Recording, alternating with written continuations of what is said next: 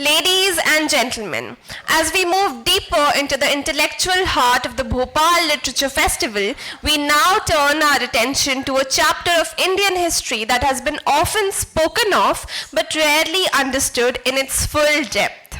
Our next session is titled Tribes in Ancient India. Long before empires rose and cities flourished, tribal communities shaped India's earliest social structures, cultural expressions, and ecological balance and moral frameworks. To understand ancient India, we must first understand its tribes and central contributions to our collective heritage. To begin this important conversation, I warmly invite our speakers to join us on the stage, Shri Ram Tiwari ji and Dr. Sushil Trivedi ji. Can we welcome them with a huge round of applause? Shri Ram Tiwari ji is a towering figure in the cultural landscape of Madhya Pradesh and beyond. A renowned writer, cultural activist and media expert, his contributions span decades of institution building and cultural innovation, including the conceptualization and the Madhya Pradesh Tribal Museum, the establishment of multiple community radio centers focusing on tribal dialects and Swaraj, and the organization of thousands of cultural festivals across the country. His work has consistently bridged governance, culture, and grassroots traditions, making him a vital voice in any conversation on tribal history and identity. In conversation with him, we have Dr. Sushil Trivedi ji, a distinguished administrator, scholar, writer, and cultural thinker, a former IAS officer, and at State Election Commissioner of Chhattisgarh, Dr. Trivedi has authored over 40 acclaimed books spanning literature, folk culture, constitutional studies, and public discourse. As the long-time editor of Chhattisgarh Mitra, one of India's most respected literary journals, he has shaped generations of cultural and intellectual thought with rare and deep sensitivity. Together, they bring administrative wisdom, scholarly insight, and cultural empathy into a dialogue that seeks not just to recall the past, but to reclaim its understanding. Can we start this session on a very huge round of applause for our esteemed speakers?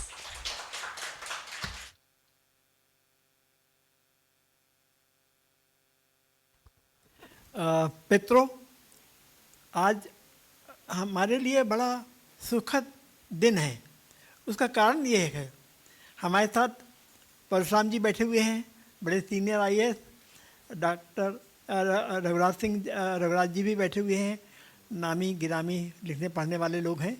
और बड़ी बात यह है, इसको गौर करेंगे कि 1983 में जब इस भारत भवन का उद्घाटन हुआ था सर, तो इंदिरा गांधी जी आई थी, उन्होंने उद्घाटन किया, तत्कालीन प्रधानमंत्री, और उन्होंने मेरी एक किताब का विमोचन किया था 1983 में। अब बड़ी बात है उससे, लेकिन ये बात बड़ी छोटी सी बात है जो कि मेरी किताब का विमोचन किया था। लेकिन बड़ी बात यह है कि हिंदुस्तान के इतिहास में पहली बार, तिवारी जी, हिंदुस्तान के इतिहास में पहली बार यहाँ पर जो क्लासिकल कल्चर है और फोक कल्चर, उसको एक साथ प्लेस किया गया था। यहाँ पर अगर स्वामीनाथन ने जो गैलरी बनाई थी, जो हिंदुस्तान के सर्वकालिक महान चित्रकार हैं, तो उसके साथ साथ उन्होंने ट्राइबल से चुन चुन के जो कलाकार थे उनको लाया था। और उन्होंने पहली बार कहा था, पहली बार हिंदुस्तान में कहा था कि हमारा जो क्लासिकल कल्चर है और जो ट्राइबल कल्चर है वो बराबर का है, उसमें कहीं भी ऊंच नीच का सवाल नहीं। दूसरी बात ये, उसके साथ साथ पहली बार ये हुआ था कि क्लासिकल कल्चर के साथ साथ फोक कल्चर को प्रमोट किया गया था। इसलिए आज ये जो किताब है युगहीन भारतवंशी, ये बड़ी महत्वपूर्ण किताब है। और ये आज के समय में 2026 में ये मेरे ख्याल से सबसे महत्वपूर्ण कामों में से एक काम है। मैं चाहूँगा कि हम बातचीत शुरू करें। उसके पहले श्री राम तिवारी जी, जिनसे हमारा साथ कम से कम 50-60 साल का है, 50-70 से हम लोग से एक साथ काम करते रहे लिखने पढ़ने का। मैं चाहूँगा कि वो युगहीन भारतवंशी किताब की बाबत पहले कुछ बताएं, फिर हम और आगे बातचीत करेंगे।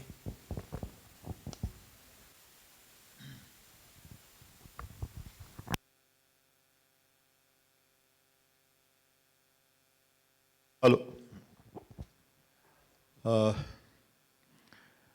एक तो आपने परशुराम सर के बारे में मुझे कॉन्शियस कर ही दिया है, तो मैं इस किताब से उनका संबंध जो उनको नहीं मालूम है, वीर भारत न्यास, जिसने इस किताब को,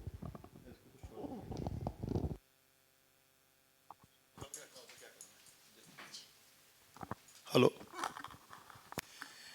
तो वीर भारत न्यास, तो जैसे कि भारत भवन की रचना के पीछे, स्थापना के पीछे डॉक्टर साहब ने, और डॉक्टर साहब भी है कि डॉक्टर सुशील त्रिवेदी, जब मैं भोपाल आया 79 में, तो मेरे 2-3 लोकल गार्जियन हुआ करते थे। एक थे अशोक वाजपेयी, एक थे डॉक्टर सुशील त्रिवेदी, एक कामरेड राजेश जोशी। तो जो भी अच्छा बुरा है वो इसमें इन सबका बड़ा योगदान है। और फिर कम टू द पॉइंट कि वीर भारत न्यास जब बन रहा था तो 2009-10 की बात है, और सर उस वक्त चीफ सेक्रेटरी थे, और ट्राइबल म्यूज़ियम के लिए भी, बल्कि सर ने ही उसका नाम, पहले हम लोगों से केवल जनजाति संग्रहालय रख रहे थे, तो सर ने ही उसका नामकरण किया था मध्य प्रदेश जनजातीय संग्रहालय। और जो वीर भारत न्यास के लिए सर ने किसी काम से मुझे अपने सामने बुलाया था, मोबाइल मेरी जेब में था, साइलेंट मोड में था, और इसके लिए बजट प्रोविज़न होना था, और सरकार में बजट प्रोविज़न जो है बड़ी मुश्किल से होता, 150 रुपये हो जाए वही बहुत हो जाए टोकन की तरह से।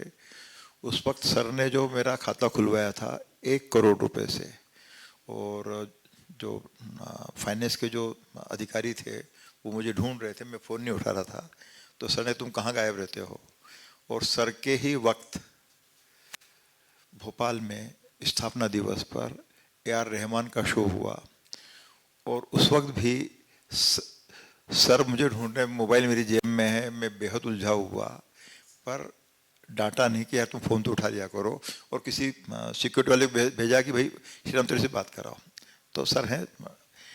और फिर तीसरी बात, मैंने इस किताब पर तो मैं आऊँगा ही, परशुराम,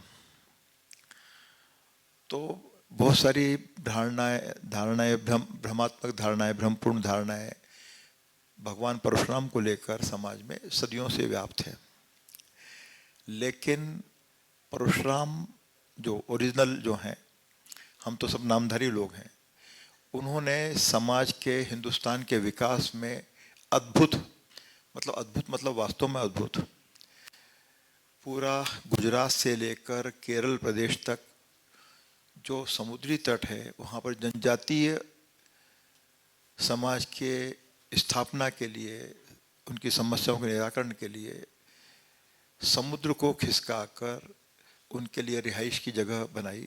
ये हैं डॉक्टर परशुराम जी। केरल की स्थापना का भी काम है उनका। अभी हम लोग सरकार में कृषि वर्ष विशेष रूप से मनाने वाले हैं। परशुराम जी का कृषि गीता भी है। तो ऐसे बहुत सारे काम है, जैसे मुंबई के पास में जो नाला सुपारा जो जगह है, जो बंदरगाह है, वो माननीय परशुराम जी द्वारा स्थापित किया हुआ है। तो ऐसे मैं कम से कम अभी यदि बात करने बैठूंगा तो कम से कम 100 काम परशुराम जी के मैं जो रचनात्मक वो बता पाऊंगा।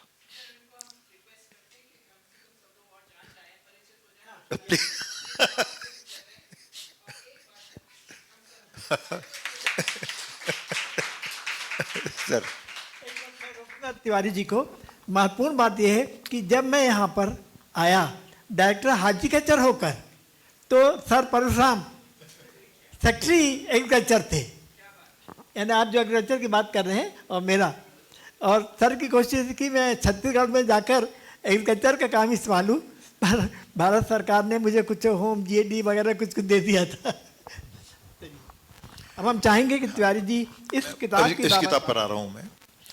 युग युग इन भारतवंशी, ये मूलतः अंग्रेजी में छपी 1943 में किताब छपी थी, 1943 में, ट्राइब्स इन एंशिएंट इंडिया।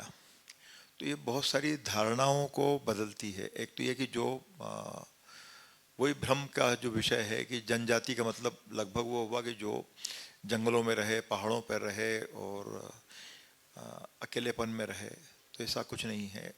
और उसमें जो तमाम जो समाज हैं उनके बारे में, उनकी बनक के बारे में, उनके भाषा, उनके व्यवहार, उनके वेशभूषा, जीवन यापन के तरीके, कृषि के तरीके, ये सब जो हैं अलग अलग। तो हम लोग बहुत सौभाग्यशाली लोग हैं कि महाभारत के काल में, जो लगभग आज से 7000 साल पहले हुआ होगा, और उसकी डेटिंग अभी भी तय होने की दिशा में समाज में बहुत से समझदार लोग काम कर रहे हैं। तो महाभारत का जो युद्ध है उसमें केवल 185 जनजातीय समाजों ने भाग लिया था। दुर्भाग्यपूर्ण पहलू यह है कि बहुत सारी जनजातियां नष्ट हो गईं। तो विमल चरण राहा देश के बड़े हिस्टोरियन रहे हैं, पुरातत्व शास्त्री भी रहे हैं, तो उन्होंने तमाम ये जो अनजाने पहलू हैं, अनछुए पहलू हैं, उसको बड़े मनोयोग के साथ शोधपूर्वक उन्होंने इसको प्रकाश में लाने का काम किया। तो ये 1943 में, उसका सेकंड एडिशन आया 1973 में, भंडारकर ने छापा था उसको। तो मुझे लगा कि हिंदी में व्यापक लोक समाज तक इसको भी जाना चाहिए, इस जानकारी को जाना चाहिए। और चूँकि वीर भारत न्यास का जो हमारा काम है, समाज की, हिंदुस्तान का जो विकास का जो क्रम रहा है हजारों साल से, उसका हम अध्ययन करें, उसका सबक लेके करें। तो अब आप चाहे जो सवाल करें। एक महत्वपूर्ण बात यह है कि जब ये किताब मेरे पास पहुंची, तब सर ये किताब में लेकर आया। ये है Sunit Kumar Chatterji, and all time great philologist and भाषा विज्ञानी है। पर बड़ी बात यह है कि सन 55 में नागपुर में इनके 4 लेक्चर हुए थे, और इसमें पूरा उन्होंने कि भारत में किस प्रकार आर्य और अनार्य का सम्मेलन हुआ, जो थ्योरी होती है। किताब बड़ी, जिसको कहते हैं कि अनन्य पुस्तक है। और मैंने कहा कि मैं पहले इसको पढ़ के फिर इसको पढ़ूंगा, जिससे पता लगे। क्योंकि बड़ी बात यह है कि जब भी भारत की बातचीत होती है तो हमेशा, और इस बात को इन्होंने भी, सुनीत कुमार चाटुर्जा ने भी उसको कहा कि 4 जातियां जो हैं वो यहाँ पर आई, और जो बाद में बड़ी बात है। इसको देखिए, 4 जातियां, इसको जानना बड़ा जरूरी है कि जितनी भी तब समझिए कि इस किताब का महत्व क्या है, कि जितने भी बड़े जो विचारक हैं जो भारत में समेकित संस्कृति की बातचीत करते हैं, तो बताते हैं कि 4 मुख्य रूप से मूल जातियां थी। पहली निषाद, जिन्हें आस्ट्रिक या आस्ट्रो एशियाटिक कहते हैं। दूसरे द्रविड़, जिन्हें द्रविडियन कहते हैं। तीसरे किरात, जिन्हें साइनो टिबेटन कहा जाता है। और चौथा आर्य। ये 4 जातियां थी, और ये 4 दिशाओं में अलग अलग थी। अगर निषाद उत्तर पूर्व में थे, द्रविड़ दक्षिण में थे, किरात उत्तर पश्चिम में थे, तो आर्य भी उत्तर पश्चिम से आए थे। और इन्हीं 4 जातियों से अलग अलग बात बनी। पर महत्वपूर्ण बात यह कि पूरे विश्व में हिंदुस्तान एक अलग उदाहरण है। ये माना जाता है कि यहाँ संस्कृतियों का जिस तरीके से विकास हुआ, वो एकदम अलग ढंग से हुआ। महत्वपूर्ण बात यह है, इसको गौर करें। इस किताब की, युगहीन भारतवंशी किताब की एक सबसे बड़ी विशेषता यह है रघुराज जी, कि हम मानते हैं कि हमारे जो वैदिक ग्रंथ हैं, हमारे जो पुराण हैं, हमारे जो उपनिषद हैं, हमारे जो ब्राह्मण ग्रंथ हैं, उनको हम किसी प्रकार से भी हम प्रामाणिक या आधिकारिक इतिहास ग्रंथ नहीं मानते। किंतु लाहा जी ने इस ग्रंथ में उन्हीं से लेकर उन्हीं वैदिक ग्रंथों, 4 वेदों, उपनिषदों, ब्राह्मणों और पुराणों की जो गाथाएं हैं, जो आख्यान हैं, उन आख्यानों को लेकर बताया कि किस तरीके से ये स्थापित होते रहे। एक बात थोड़ी जरा सी हट के और है। Indian council for culture research ने मुझे लोकमान्य तिलक की शताब्दी के समय में विशेष भाषण देने के लिए बुलाया था। वो एक अंतर्राष्ट्रीय व्याख्यान था, जिसमें था कि लोकमान्य तिलक का विश्व अध्ययन, कि वो विश्व को किस तरह देखते। तो उसमें उन्होंने स्थापित किया, उनका ग्रंथ है कि यहाँ आर्य जो है अंटार्कटिका से आए थे। एक बड़ी बात, बहुत सारे लोग बताते मध्य एशिया से आए थे।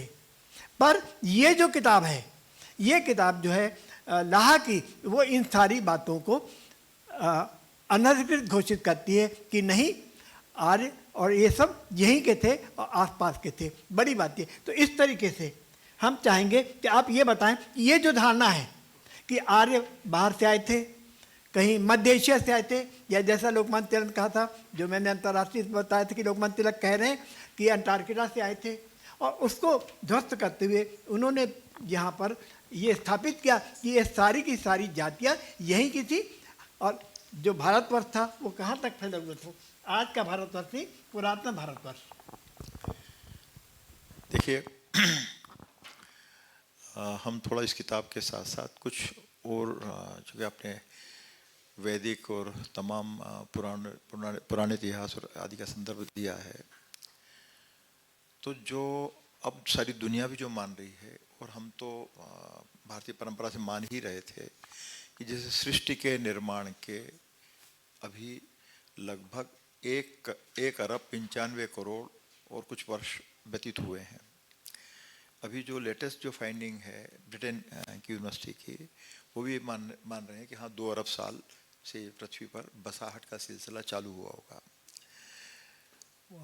मोनार्क यूनिवर्सिटी ऑस्ट्रेलिया वालों ने भी एक रिसर्च वर्क किया है, और उन्होंने ये बताया कि सृष्टि के आविर्भाव का जो समय है, दुनिया बनना जो शुरू हुई होगी वो लगभग 410 करोड़ साल पहले, और पृथ्वी का जो उभार है, फिर में कोई हमारा सौभाग्य है कि हम ऐसी ज़मीन से आते हैं, ऐसी भूमि से आते हैं। तो सिंहभूम झारखंड में पृथ्वी का पहला उभार जल के ऊपर, ये सब साइंटिफिक कोई, लेकिन ये सारा जो सूचनाएं हैं आपको अपने पुराने इतिहास में भी मिलती हैं। तो खैर, तो ये जो मानव बसाहट की बात, और दूसरी बात कि हम, और ये रघुराज जी भी इसी मतलब होशंगाबाद इसके आसपास के, और आपका भी संबंध है, तो नर्मदा जो है बड़ी मुश्किल से भी कुछ समय पहले तक लोग 40-50 करोड़ साल मान रहे थे। अब लगभग इसकी उम्र करीबन 150 करोड़ साल की है। तो ये जो भूमि है, भोपाल हो, होशंगाबाद हो, नरसिंहपुर हो, बरमान घाट हो, ये सारे जो हैं दुनिया के बहुत पुराने और आदिम हिस्सों में से हैं। और अभी जो बहुत सारे ह्यूमन स्कल और सब जो मिले हैं वो 8-8, 10-10 लाख साल पुराने, तो यहाँ इसी इलाके में मिल चुके हैं, बुधनी में मिले हैं, तो भोपाल के पास में मिले हैं। तो दूसरी बात कि ये जो मानव बसाहट का जो क्रम है, तो जिनने नहीं समझा उन्होंने आरोपित किया। जैसे कि हम कालगणना की बात करें, अब जाके दुनिया ये मानने लगी कि हाँ उनकी कालगणना की जो थ्योरी है वो गड़बड़ थी। उसमें चूँकि रात को 12 बजे उन्होंने कहा दिन बदल गया, ये मान लिया उन्होंने। इससे जो एनर्जी का जो लॉस हुआ है, अभी जब संयोग की बात है कि विक्रमादित्य वैदिक घड़ी की जब हम स्थापना कर रहे थे, ठीक उसी दिन दुनिया के सबसे समर्थतम राष्ट्रपति ट्रंप ने ये चिंता की कि ऊर्जा, टाइम कैलकुलेशन के कारण ऊर्जा का संतुलन बिगड़ रहा है, इसलिए वो फिर से टाइम सेट करेंगे। और दुनिया पिछले 100-150 साल में हर बार टाइम सेट करती है। ज़्यादा समय नहीं हुआ जब उन्होंने कहा कि आज 20 तारीख है और कल जब सूर्योदय होगा तो कल 30 तारीख हो जाएगी, जो 10 दिन का गैप है। इस तरह के बहुत सारे प्रयोग होते रहे, टाइम रीसेट और सेट सब चलते रहे। मैं इसी विषय पर आता हूँ कि ये लगभग विमलचंद्र लाहा ने 7000 साल पहले का जो संसार है हिंदुस्तान का, उसके बारे में बात की है। और इसमें जो महाभारत का जो युद्ध है, इसमें सब तरह की जातियों ने, किरात हैं, किन्नर हैं, निषाद हैं, मालव हैं, कोल हैं, तमाम हैं। शूद्र जनजाति भी है, जिसको आज हम कहें तो जेल जाने की नौबत आ जाएगी, लेकिन वो दे वर वॉरियर। और उन्होंने बाकायदा दुर्योधन के पक्ष में, कौरवों के पक्ष में हिस्सा लिया। खेत रहे जो भी कुछ हुआ, समाज के तमाम बदलाव होते हैं। तो जो आज की तारीख में अफगानिस्तान है, आज की तारीख में ईरान है, आज की तारीख में यूरोप है, वहाँ से में आ रहे हैं। इसमें ही विवरण मिलते हैं कि जो शक हैं, हूण है, जो बाद में हमलावर की तरह काबिज हुए, तब वो महाभारत युद्ध में भी दुर्योधन या पांडवों की तरफ से लड़ने के लिए शामिल हुए हैं। इसी में जिक्र मिलता है कि अभिमन्यु का जो वध हुआ है उसमें भीष्म पितामह के भाई जो अफगानिस्तान या ईरान के पास से आते हैं, वो वहाँ के रहने वाले हैं, वो उतने ही उम्रदार हैं जितने भीष्म पितामह हैं, वो भी आकर उसमें पार्टिसिपेट करते हैं। तो इस किताब का मेरे लिए जो महत्व है कि हम अपने जीवन को, अपने अतीत को, अपनी विरासत को ठीक से साइंटिफिक तरीके से पहचानने की कोशिश करें। विमल चंद्र लाहा ने भी जो है न केवल वैदिक साहित्य का अध्ययन करके बल्कि बौद्ध साहित्य, जैन साहित्य और तमाम जो आख्यान हैं उसमें से ही विश्लेषण करके उन्होंने इस चीज़ को निकाला है।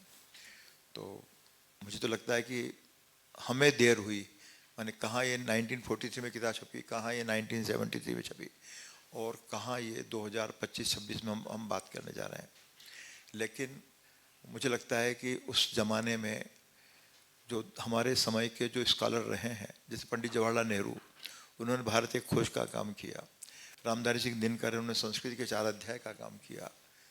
यदि उन्होंने भी इसको ध्यान दिया होता कि 1943 कोई बहुत पुराना समय नहीं है, पर नेहरू जी उसके पहले काम कर चुके थे, तो शायद हमारे वर्तमान की दिशा शायद कुछ और होती है। तो आपकी बात का समर्थन वहाँ पे करूँगा कि रामधारी सिंह दिनकर ने, सर रामधारी सिंह दिनकर ने तिलक की जो अवधारणा थी कि आर्यवंशी जो थे अंटार्कटिका से आए थे, तो उन्होंने उस अवधारणा को वहाँ पर नकारा है।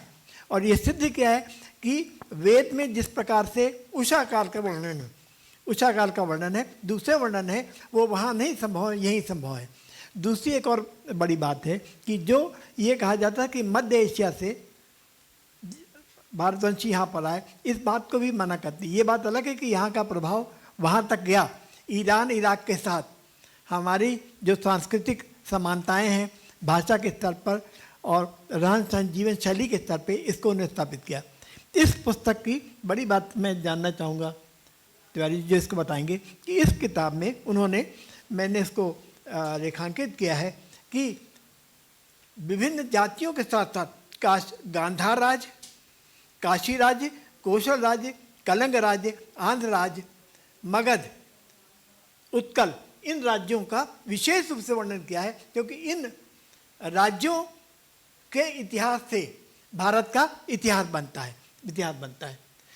किस तरीके से गांधार महत्वपूर्ण हो जाता है रामायण काल में, किस तरह गांधार महत्वपूर्ण हो जाता है महाभारत काल में, और किस तरीके से काशी दोनों ही समय महत्वपूर्ण हो जाता है।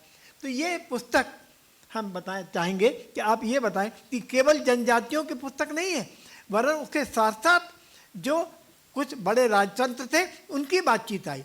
और दूसरी महत्वपूर्ण बात यह है रघुराज जी की जो कुछ गणतंत्र थे, उल्लेखनीय बात यह है कि जो छोटे हमारी जनजातियों के छोटे राज्य थे वो गणतंत्री थे। तो उन गणतंत्रों के बाबत जो बातचीत की, इसके आधार पर हम मानते हैं कि दुनिया में सबसे पहले गणतंत्री व्यवस्था भारत में आई। तो ये 2 बातें हैं कि एक तरफ तो वो भारत के स्थापित राजतंत्र, चाहे काशी के हों, चाहे गांधार के हों, चाहे मगध के हों, कौशल के हों या कलिंग के हों, इससे कैसे इनको आप जोड़ते हैं? देखिए, जो पश्चिम में जो थ्योरी रही है कि गणतंत्र शायद उस समाज की देन है, तो हम ये बात जो कर रहे हैं ये तो 7000 साल पहले की है, जिसमें तमाम भारतवर्ष के तमाम जो क्षेत्र हैं, किरात हो, गांधार हो, पल्लव हो, तमाम सारी जो जातियां हैं, उसके नाम मैं इसको देख के भी गिना दूंगा, सब अधिकतर गणतांत्रिक समाज की रचना कर रहे हैं और व्यवहार कर रहे हैं और एक दूसरे की स्वतंत्रता का सम्मान भी कर रहे हैं। लेकिन जैसे आज ही कुछ कभी कभी उच्च विचार दिमाग में आते रहते हैं, मैं क्या करूं उसका, ये ऐसा क्यों होता है, मैंने इसको भी समझने की ज़रूरत है कि क्या टाइम का एक साइकिल है कि जब हम यूँ कहें कि दुनिया में कभी रावण पैदा होंगे, कभी कंस पैदा होंगे, कभी दुर्योधन पैदा होंगे, जो सभ्यताओं के संहार के लिए आमादा रहते हैं। तो ये किताब मेरे लिए उस हिसाब से भी शायद महत्वपूर्ण है कि हम अपने अतीत को पहचान कर, हमारी गलतियों को पहचान कर, ये सब उसमें जिक्र है कैसे गए। जैसे शूद्र जनजाति के बारे में बात कर रहा हूँ, तो आज कहाँ गए वो लोग? यही तो बात है बड़ी कि जो छोटी जनजातियां हैं उनमें गणतंत्र था सर, और जो बड़े राज्य हैं वहाँ राजतंत्र था, वहाँ राजतंत्र था, और इसको उन्होंने यहाँ पर उनका समन्वय किस तरीके से। और इसमें जैसे इसी चूँकि इसी समय से जुड़ा हुआ है, जैसे हम श्री कृष्ण की ही बात करें तो श्री कृष्ण राजा नहीं है, महाराजा नहीं है, गणनायक है। और वे द्वारका में भी जो हैं वो उस सभा जो है, पंचायत जो है, उसके एक महत्वपूर्ण हिस्सा है। वो भी हैं, उनके भाई भी हैं, और भी जो यदुवंशी हैं, जो भी लोग होंगे, राजा वहाँ कोई नहीं है। तो इस बात को भी समझने की ज़रूरत होगी कि हमारे यहाँ जो समाज की जो बनावट है, जो इसके बारे में ये किताब बताती ही है, तो एक तरह से सहिष्णुता का, संभाव का, सद्भाव का ये संसार रहा है, और इसी को बढ़ाए रखने की, बनाए रखने की ज़रूरत है। तो मेरे तो इस बात इसी सिलसिले में एक बात और है, इसी से कि जब तक हम देखते हैं कि प्राचीन भारत में जब आप हजारों साल की बात करते हैं तो एक तरफ तो छोटी जनजातियों के गणतंत्र थे और दूसरी तरफ बड़े राज्य तो राजतंत्र के थे। उसके साथ साथ हमें यह भी देखना होगा, बड़ी महत्वपूर्ण बात यह कि भारत का जो वैदिक धर्म वाली बात थी और उसकी से किस तरीके से जैन धर्म और बौद्ध धर्म की उत्पत्ति हुई और किस तरीके से भगवान महावीर, भगवान बुद्ध एक साथ आए, और उनका भी पूरा वर्णन प्राचीन भारत के भारतवंशी के रूप में करते हैं। तो बड़ी बात यह कि वहाँ पर जो संयोजन हो रहा है हिंदू धर्म का जैन धर्म और बौद्ध धर्म के साथ, कैसे? नहीं, वो ये देख, तो जैसे आपने जैन धर्म की बात कही तो केवल ये वैदिक समय से ही जैन परंपरा के बारे में जानकारी मिलती है। जैसे ऋषभदेव जी वो वहाँ भी समादृत हैं जैन समाज में, तो हमारे यहाँ भी हैं, हमारे यहाँ भी वो देवता की तरह ही हैं। और भारतवर्ष का नाम भारत क्यों पड़ा, तो उसमें भी ऋषभदेव के पुत्र का नाम भी भरत है। तो कई तरह की थ्योरीज हैं और किसी की किसी से असहमति नहीं है। कुल मुद्दा ये है कि चाहे बौद्ध परंपरा हो, चाहे जैन परंपरा हो, चाहे सनातन या वैदिक परंपरा हो, ये सब आपस में घुला मिला मामला है। किसी कोई मान लीजिए कोई अतिरंजना का कोई विचार किसी समाज में हावी हुआ तो उसके प्रतिरोध में, उससे उसकी टकराहट में दूसरी परंपरा, दूसरे विचार ने जन्म लिया और फिर थोड़े समय बाद वो सब अपनी अपनी गलती को सुधार करते हुए आगे बढ़ते रहे। तो जैसे मान लीजिए गौतम बुद्ध की बात है, उनके ठीक बाद आदि शंकराचार्य आते हैं, तो अंत में मारधाड़ नहीं हुई है। जो स्थापना है, महात्मा बुद्ध ने यदि जो हमारी सनातन परंपरा है उसमें कुछ कुरीतियाँ आई होंगी, कापालिक परंपरा, बहुत सारी चीज़ें, तो उसको लेकर उन्होंने अपनी टिप्पणियाँ की, अपनी असहमतियाँ दर्ज की, तो उसका समाहार जो है आदि शंकराचार्य ने किया। तो ऐसा ही इस किताब में भी है कि जो ये तो एक पर्टिकुलर उनकी जानकारी किस तरह से वो रहे होंगे, उनकी वेशभूषा क्या है, समाज के अंदर ढांचा क्या था, और उस पर अभी एक मेरी सीरीज चली रही है, इसी पर आधारित है वो, युग युगीन भारतवंशी वीर भारत पर। तो उसमें थोड़ा हमने और विस्तार से इसमें जोड़ने की कोशिश की, जो इस किताब में नहीं है उसको भी हमने जोड़ने का प्रयास किया है। इस पुस्तक को लेके एक सबसे महत्वपूर्ण सवाल जो मेरे जहन में उभरता है, वाजपेयी जी, शिवकांत जी बैठे हैं, आप गौर करेंगे कि इस पुस्तक में युगीन भारतवंशी की जब बातचीत होती है तो हम ऐतिहासिक नायक भगवान महावीर, भगवान बुद्ध, उसके साथ पूरा मौर्य वंश, नंद वंश, ये सब लाते हैं। लेकिन दूसरी तरफ वहीं पर महाभारत काल और रामायण काल के जो मिथकीय पात्र हैं उनको भी वो ऐसे बताते हैं कि जैसे वो ऐतिहासिक पात्र हों। तो हम ये इस पुस्तक को पढ़ते समय हमारे मन में जो बात उठती है, लेखक ने सोचा जो भी हो कि एक तरफ तो मिथकीय पात्र हैं रामायण के, महाभारत के, अन्य पुराणों के, वेदों के जो संदर्भ है, और दूसरी तरफ ऐतिहासिक, और इन सब को एक ही धरातल पर वो व्यक्त करते हैं। वहाँ पर कोई अंतर नहीं करते कि ये हमारे सुप्राचीन भारतवंशी हैं। हम ये बार बार मन में बात आती है कि कैसे हम मिथकीय पात्रों को और कैसे ऐतिहासिक पात्रों के बीच को हम तालमेल बैठा सकें। डॉक्टर साहब माफ़ी चाहूँगा,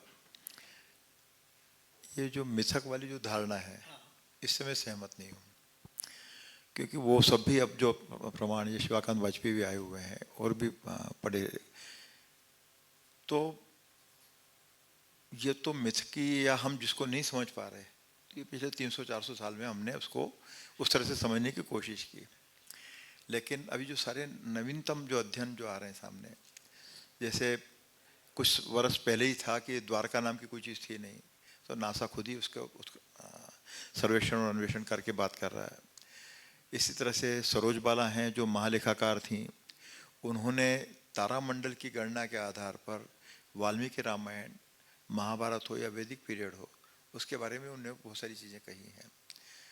तो यदि वाल्मीकि और महर्षि वाल्मीकि ने तमाम, जैसे जब सीता की खोज के लिए जब निर्देश दिए जाते हैं तो कहाँ कहाँ उनको जाना है, तो वो लैटिन अमेरिका तक जा रहे हैं। और आप यही मैं जैसे भी कहना चाहूँगा कि यह किताब इसके पहले भी जो है, इसे मयासुर है, जिसको हम लोग मध्य प्रदेश वाले मानते हैं कि सब मंदसौर जो है वो मयासुर की जगह थी और मंदोदरी उनकी रावण की पत्नी रही हैं।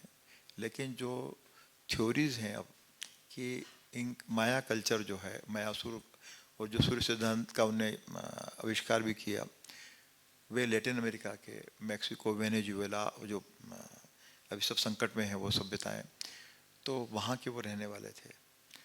तो जो जोग्राफिकल जो परिवर्तन हुए हैं कि आज हमको लगता है कि समुद्र यहाँ है, ऑस्ट्रेलिया हमसे दूर है या श्रीलंका इतना पास है, तो हम इतिहास के जो लोग हैं या मिथक की जो कल्पना कर रहे हैं, वो ये ज्योग्राफी या दूसरे जो विज्ञान हैं उसमें जो अनुभव हो रहे हैं या उसमें जो अन्वेषण हो रहे हैं, उससे अपरिचित रह के हम लोग काम करते हैं।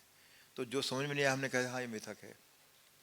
लेकिन अब लगातार, और जैसे अभी एक विषय, जैसे एक मज़ेदार तथ्य है कि होमर जो बड़े लेखक हैं, दुनिया के बड़े लेखकों में शुमार हैं, तो हेलेना ट्राई में वो जिक्र करते हैं कि उज्जैन से, मैंने हेलेन को मुक्त कराने के लिए रोम साम्राज्य में जो यूनान में जो संघर्ष हो रहा है, 10 साल तक वो संघर्ष चला, तो उससे हेलेन को मुक्त कराने के लिए उज्जैन से अजीनिया उसका नामकरण उन्होंने किया है कि यहाँ से भी वॉरियर वहाँ गए हैं। तो थ्योरी बहुत सारी बदल रही हैं। हम लोगों ने मान लिया कि सब सिकंदर आए, सिकंदर विश्व विजेता है, कोई बताने के लिए तैयार नहीं है कि सिकंदर ने जीता क्या था। यूनान से चलकर ये जो पट्टी ईरान अफगानिस्तान से होते हुए हिंदू कुश तक या आप सतलुज तक आ गए, ना आप चीन गए, ना आप हिंदुस्तान आए, ना आप ऑस्ट्रेलिया आए, ना आप लैटिन अमेरिका गए, ना यूरोप के दूसरे देशों को आपने जीता, पर आप विश्व विजेता है। तो ये जो मिथ्या भ्रांतियाँ जो आरोपित कर दी गई और हमने भी उसको मान लिया, उनका जो फिल्मी गाना है कि दिन को कहो रात तो रात कहेंगे, तो जिसके हाथ में तलवार है, जिसके हाथ में बंदूक है, जिसके हाथ में आर्थिक और सामाजिक संसाधन है, उन्होंने कहा कि यही ठीक है। तो जो कि संसार का जो माने मिथकीय भद्र समाज जो है, मिथक तो ये बदलने वाले मिथक में, तो ऐसा मेरा सोचना है। जी आपने एक बड़ी बात कह दी है, बहुत बड़ी बात कह दी है कि ये जितने पात्र को मिथकी कहने की धारणा जो है उस पर प्रश्न चिन्ह लगा हुआ है, और हम उनको ये माने कि वो वास्तविक में कभी किसी काल में यहाँ पर इस धरा पर विचरते हुए थे, यहाँ पर थे। अब आपने एक बात कही तो इससे एक दूसरा सवाल उठ रहा है। सर उसी वजह से, हाँ, इससे भी सबसे बातचीत की सिलसिला जब चालू किया तो मैंने भगवान परशुराम का जिक्र किया था। तो वो मिथकीय पात्र कहाँ से होंगे? सारे सामाजिक परिवर्तन के नज़र आते हैं। परशुराम पंचांग हमको नज़र आता है, कृषि गीता नज़र आती है, और उनके जो किए हुए काम है, केरल की स्थापना का काम उनका समझ आता है। जैसे महर्षि अगस्त्य हैं तो तमिल व्याकरण के निर्माता वो हैं, और आप इंडोनेशिया जाएं तो बाली में उनका किंगडम नज़र आता है। तो बहुत सारी चीज़ें हैं तो जिसको हमको सिर्फ अपने अतीत को पलट के गंभीरता से देखने की ज़रूरत है। तिवारी जी, आपकी बात से 2-3 बड़े महत्वपूर्ण सवाल उठ रहे हैं। बात पे ध्यान देंगे, इस पे हम चाहेंगे इस पे कि हमारे ग्रंथों की रचना की वाल्मीकि ने, वेद व्यास ने, और ये सब तथाकथित उच्च समाज से नहीं थे। इसको गौर करिए, इसको गौर करिए। तथाकथित उच्च समाज से नहीं थे, जिसको हम सवर्ण कहते हैं, उससे नहीं थे सारे ग्रंथ। और इसी तरीके से हम पाते हैं कि बहुत सारे बड़े, बहुत से महत्वपूर्ण पात्र कभी सवर्ण नहीं थे।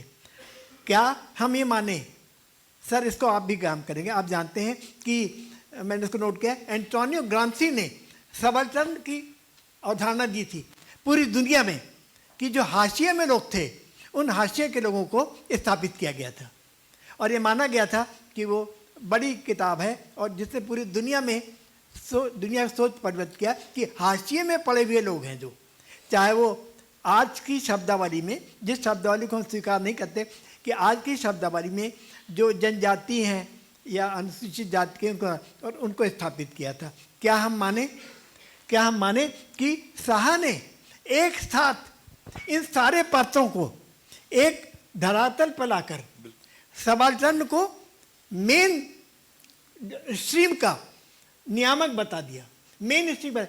केवल ये वेदव्यास या वाल्मीकि की बात ही नहीं, हमारे से बहुत सारे बड़े पात्र हैं। अनुलोम विवाह, विलोम विवाह के जरिए जिस तरीके से पूरा गणना की गई, पूरा विवरण दिया गया है, उसका काफ़ी वर्णन। तो क्या हम माने कि साहा ने 1943 में, ये इनकी किताब तो, ग्राम्सी किताब तो 80 के दशक में आई थी, क्या उससे 40 साल पहले लाहा जी ने इस बात को रख दिया था, सबाल्टर्न की बात को? सर जी, उसके पहले भी बहुत सारी चीज़ें चलती रही हैं। लाहा के आसपास का समय है प्रोफेसर धर्मपाल का, जिन्होंने जाति व्यवस्था और सबको जो है बहुत सारी चीज़ें अंग्रेज़ों की देन बताया था।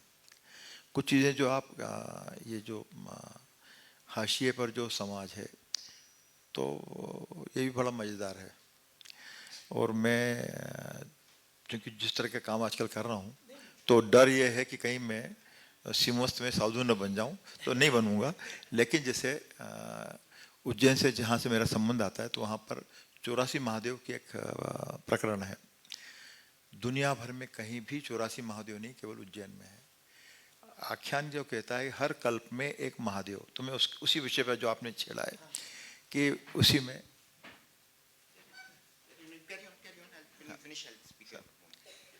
तो जैसे महर्षि अगस्त हुए, तो वो देवासुर संग्राम में उनकी भी हिस्सेदारी थी। अब उनको लगा कि उनसे ब्रह्म हत्या हो गई है, असुरों मैंने देवों के पक्ष में लड़े हैं। तो सबने समझाने की कोशिश की कि आपने तो असुरों को मारा है, दुष्टों को मारा है। उन्होंने कहा नहीं, ब्रह्म हत्या हुई है। उनका जो तर्क था कि भाई हम सब कश्यप ऋषि की संतान हैं, तो देव भी, असुर भी, मनुष्य भी, जीव जंतु भी, वनस्पति भी, जो हम थ्योरी जो जिसको भी आप उस तरह से बात करेंगे, तो चूंकि मुझसे ये पाप हुआ है, इसलिए उन्होंने उसका प्रक्षालन कर जो फिर उज्जैन वो बने महादेव। तो इस तरह के बहुत सारे प्रसंग हैं जो जाति व्यवस्था और सबको नकारते हैं, और एक उदार समाज के, गणतांत्रिक समाज के बारे में हमेशा हमको जानकारी मिलती है। आखिरकार अब उसको मिथक माने जो भी माने, कि श्री राम ने अपनी पत्नी का जो त्याग किया है, किस खुशी में कर दिया है?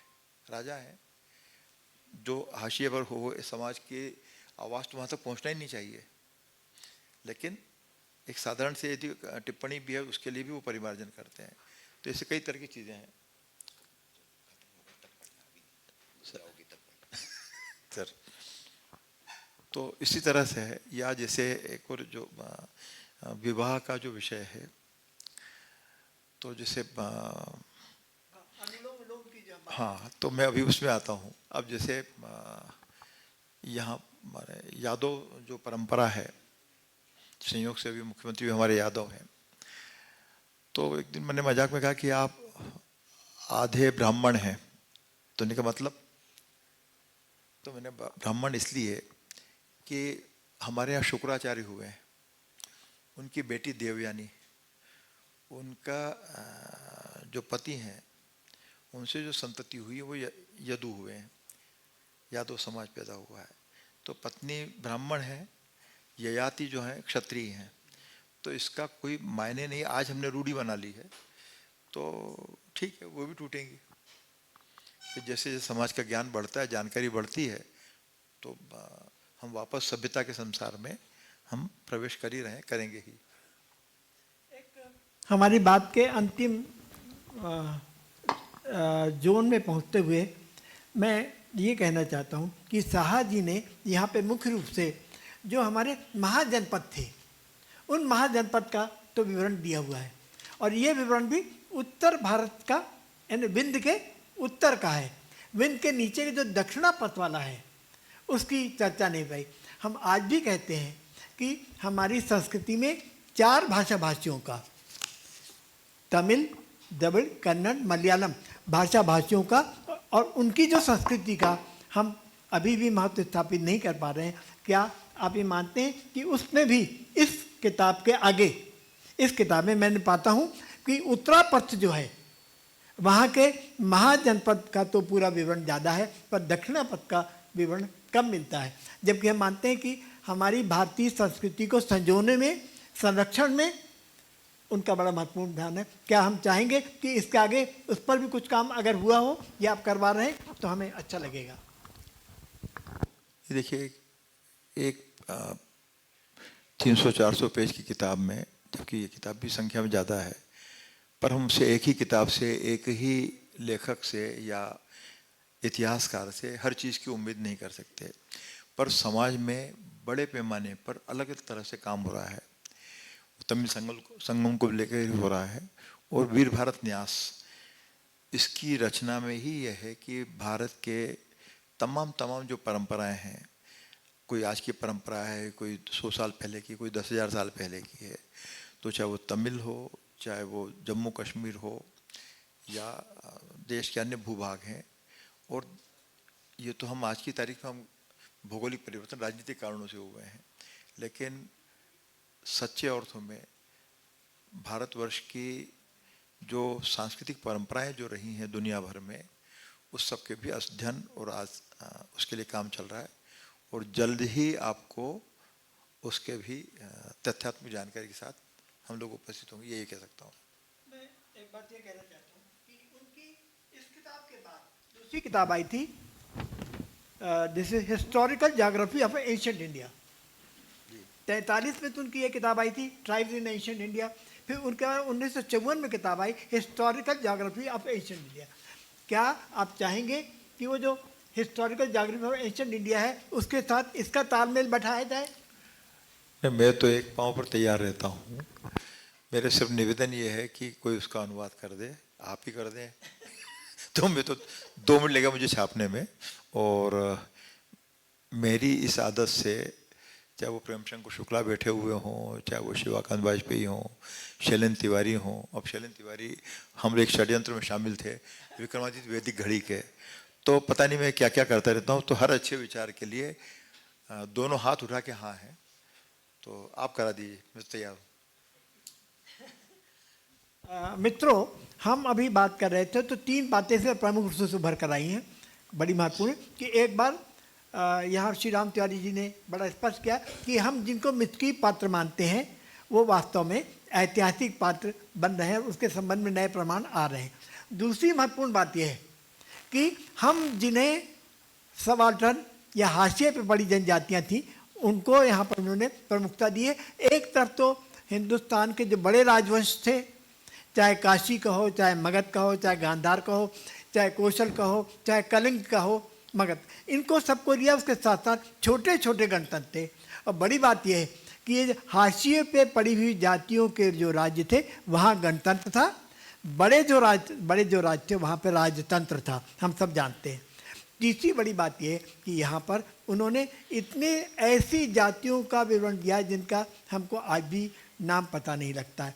हम आज भी भारत के संविधान की जो अनुसूची 6 है या अनुसूची 5 के अनुसार जो जनजातियां हैं उनको ही जनजातियां मानते हैं।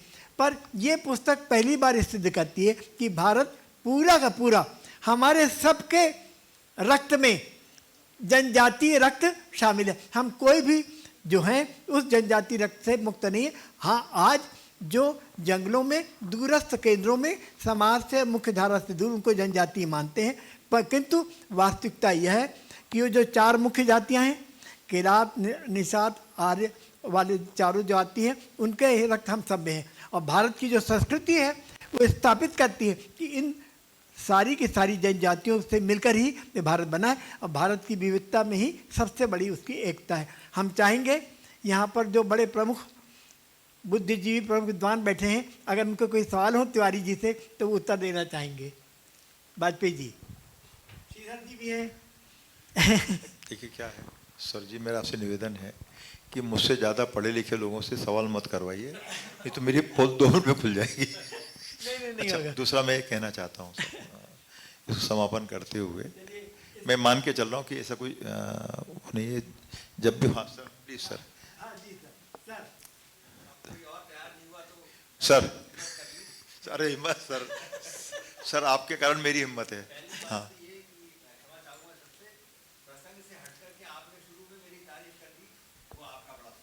नहीं सर, नहीं सर, नहीं सर,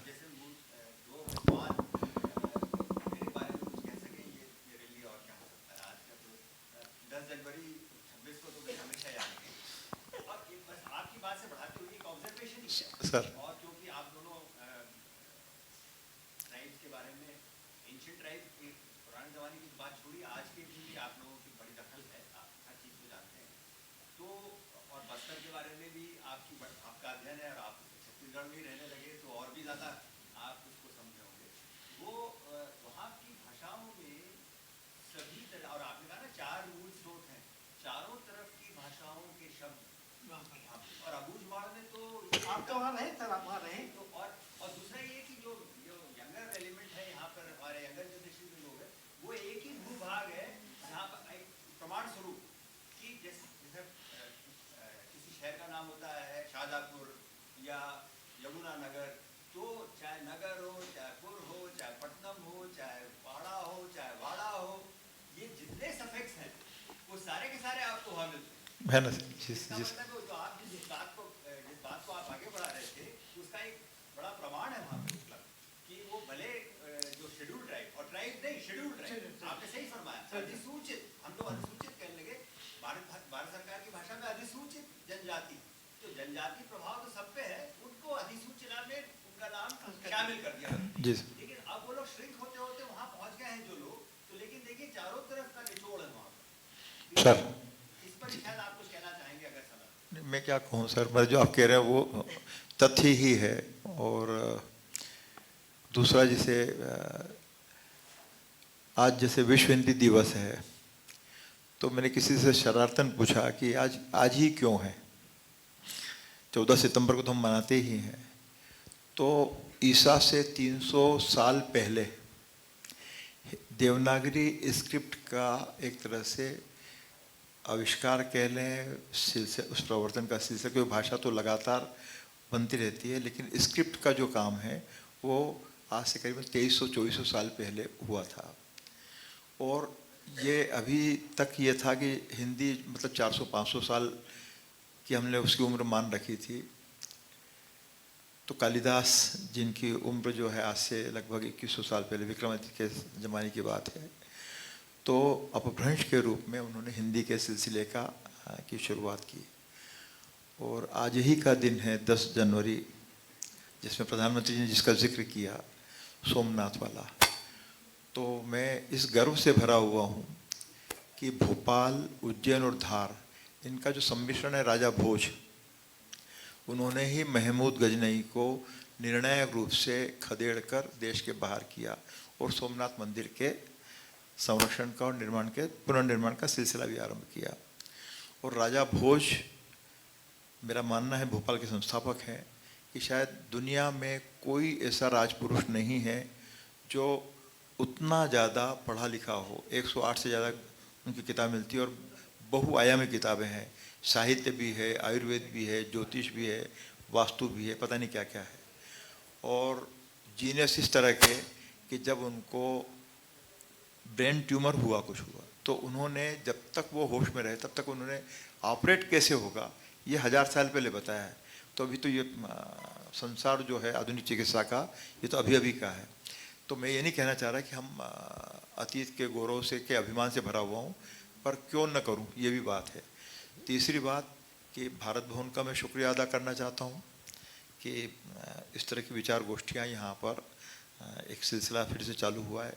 अच्छी बात है, क्योंकि 1981-82 में जब भारत भवन बना 82 में, तो कई तरह के साहित्य और संस्कृति विचार धाराएँ यहाँ पर पुष्पित पल्लवित होती रहीं, और अभी भी। और BLF और राघव चंद्रा सर, तो राघव चंद्रा सर को मैं एक दूसरे से भी याद करना चाहता हूँ। मैं वन्या में MD था, तो ये जनजातीय बोलियों में रेडियो शुरू करने का विचार था।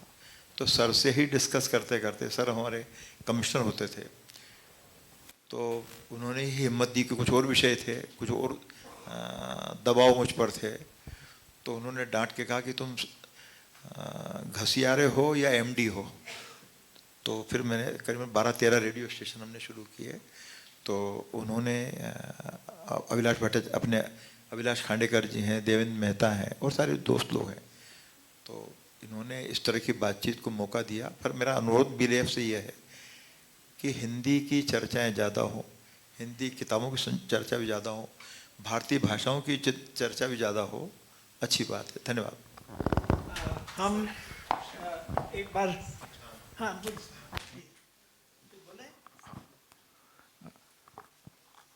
सर ने जो बात कही, आप दोनों लोग तो मतलब विद्वान लोग हैं, लेकिन जो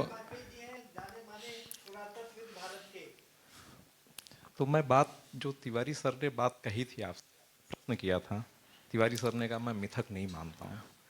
ये जो मिथक शब्द है ये माइथोलॉजी से आया, और जो माइथोलॉजी शब्द है हमारे यहाँ का शब्द नहीं है, और ये जहाँ का भी शब्द है आप लोग गूगल कर लीजिएगा। माइथोलॉजी का मतलब होता आख्यान शास्त्र। आख्यान शास्त्र का मतलब ये नहीं कि आख्यान झूठे हैं, आख्यानों में हमारे चरित्र नायकों का वर्णन है। हमारे यहाँ इतिहास लेखन की परंपरा अलग तरीके से। तो जो मैं उसी बात को कह रहा हूँ कि आप एक छोटी सी बात देखिए, हमारे यहाँ पे जितने भी लोगों को भगवान का दर्जा मिला, मैं आर्कियोलॉजिकली बात कर रहा हूँ, महावीर स्वामी, भगवान बुद्ध, प्रोफेट मोहम्मद, या आप कन्फ्यूशियस को ले लीजिए, आप किसी को भी ले लीजिए, जितने भी रिलीजन, जितने भी, इनका बर्थ हुआ बाद में इन लोगों को भगवान का दर्जा। कहीं कोई डिबेट है? किसी के मतलब हिस्टोरियोसिटी पे डिबेट है? किसी की आर्कियोलॉजी पे डिबेट है कि ये नहीं हुए? नहीं है। डिबेट किसके ऊपर है? डिबेट सिर्फ 2 लोगों के ऊपर है, राम और कृष्ण के ऊपर है। और वो डिबेट क्यों है?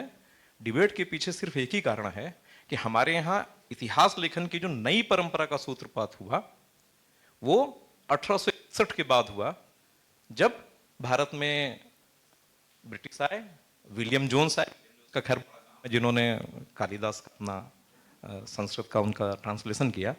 लेकिन इसलिए हुआ कि ये लोग, जिसमें बाइबल में तो सिर्फ 4000 पहले पृथ्वी की उत्पत्ति बताई गई, वो तो साइंटिफिकली भी करेक्ट नहीं है। तो ये हुआ कि इन पहले भी क्या ऐसे महापुरुष हो सकते हैं? तो हमेशा जब भी क्वेश्चन आता है तो सिर्फ राम और कृष्ण के ऊपर आता है। तो अभी तो उनके आर्कियोलॉजिकली एविडेंस भी मिल गए हैं। आप लोग 2000 साल पहले, लोग कहते हैं ना कि भारतवर्ष का नाम कब पड़ा, 2000 साल पहले खारवेल के अभिलेख में भारतवर्ष नाम का उल्लेख है। आप लोग जब उड़ीसा जाएं तो आप भुवनेश्वर में उदयगिरी खंडगिरी की जो गुफाएं वहां पे देख सकते हैं। तो तिवारी सर ने जो बात कही है वो बात छोटा, समय कम है, आयाम बहुत बड़ा।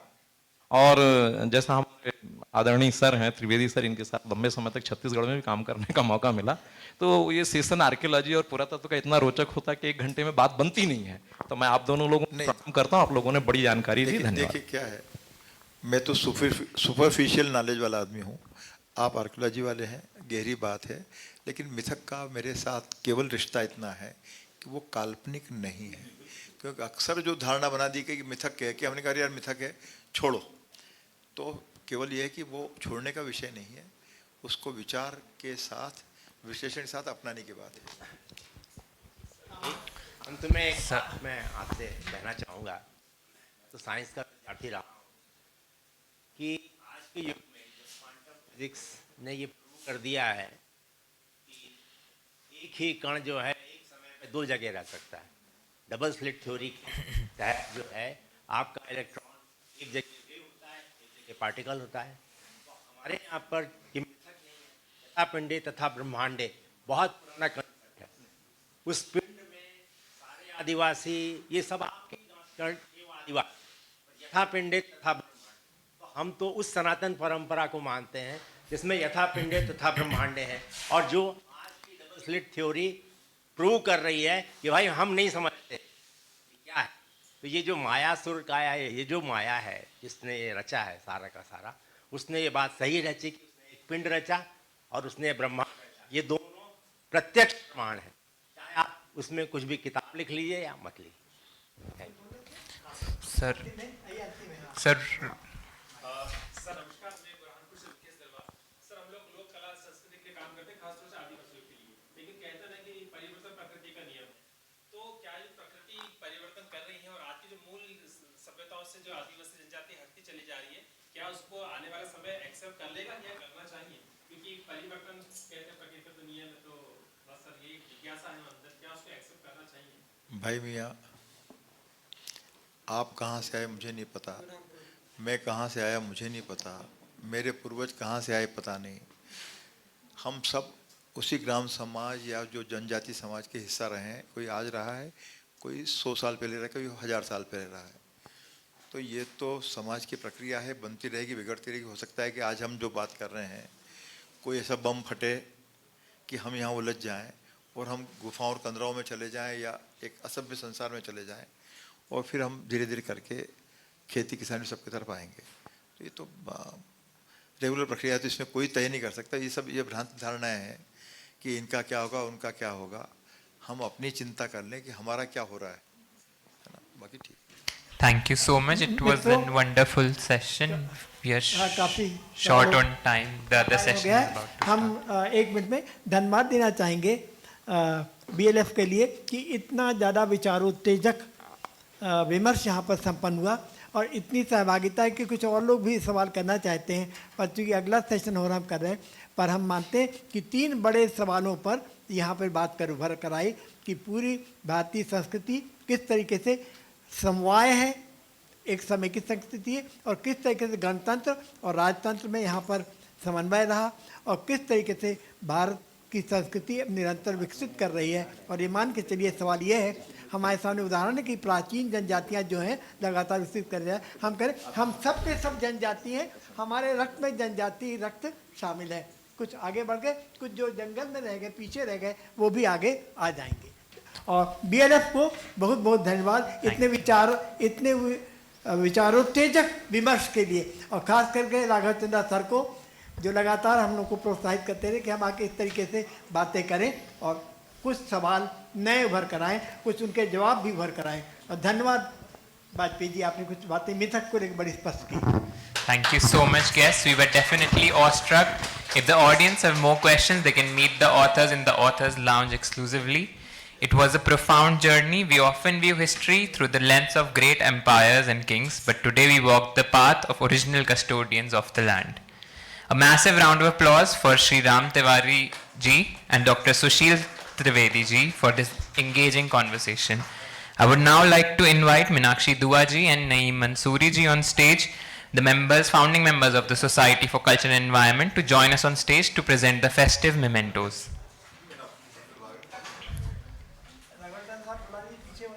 Ladies and gentlemen, I have to say, rarely does a memento match the session's presence so perfectly. This is the BLF 2026 memento. The legendary Padma Shri Durga Bai created this artwork specifically for BLF 2026. It depicts Little Golraiya, a story of devotion. A tiny bird loved by Bangsu transformed into a beautiful maiden, bringing him joy. Audience, can we have a huge round of applause for our distinguished guests? Thank you, gentlemen, for your insights, and thank you, audience, for engaging in the future.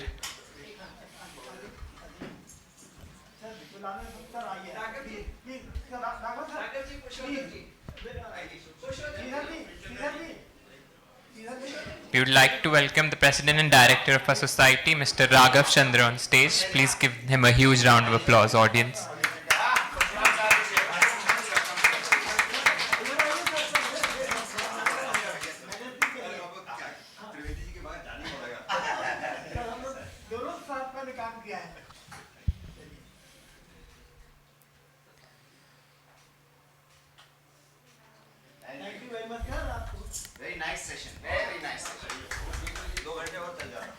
Thank you.